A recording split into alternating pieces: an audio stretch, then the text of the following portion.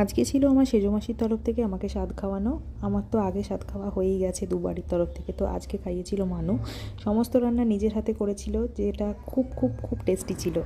এরপরে আশীর্বাদ করছে। বলো, কিছু বলো। ভালো হোক বাবা, আমাদের বাচ্চা খুব ভালো হোক।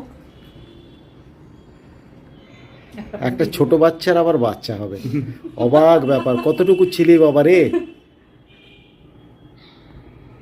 শাকটা খেতে হয় বাচ্চার জন্য। কি হয় খেলে? কি হয় বলতো, শাকের খেয়ার চুল হয়। আর দিও না কিছু। হাত ধুয়েছি কিন্তু।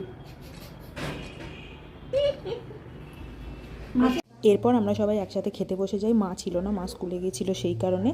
তো তারপরে আর কি, তারপর সবাই মিলে খাওয়া দাওয়া করে এইভাবেই দিনটাকে সেলিব্রেট করলাম।